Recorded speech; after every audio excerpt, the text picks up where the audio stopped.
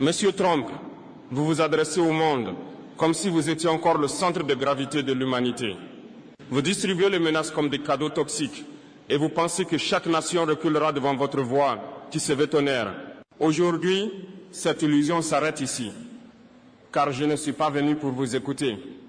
Je suis venu pour vous répondre. Depuis trop longtemps, votre pays confond puissance et permission, influence et domination, leadership et chantage.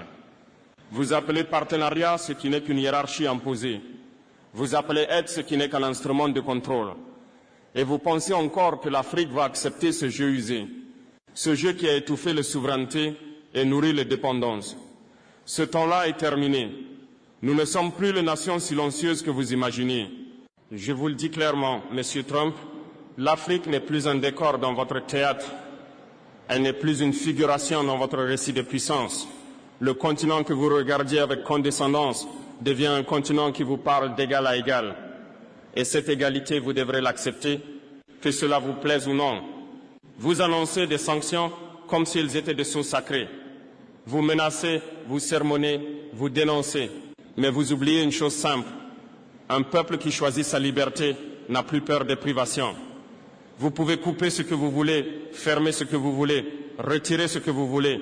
Vous ne pouvez pas arrêter ce que nous sommes devenus, des nations debout. Vos méthodes ont fonctionné autrefois. Elles ne fonctionnent plus. L'Afrique d'aujourd'hui n'est plus vulnérable à vos pressions.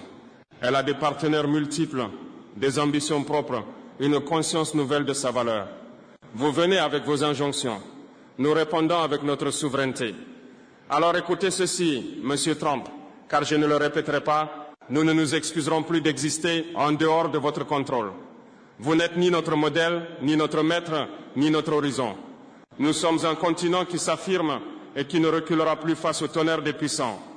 Et si votre politique repose sur l'arrogance, sachez que nous avons cessé d'y répondre par la docilité. Nous y répondons par la clarté. Et cette clarté, c'est la liberté. Monsieur Trump, vos déclarations résonnent comme des ultimatums, comme si les nations devaient plier devant votre volonté. Mais écoutez bien ceci, la souveraineté n'est pas un marché, elle n'est pas une négociation, elle n'est pas un service que l'on vous doit, elle est le fondement même des peuples libres. Et ce fondement, vous ne l'ébranlerez pas. Vous pensez encore qu'elles feront trembler les nations. Peut-être autrefois,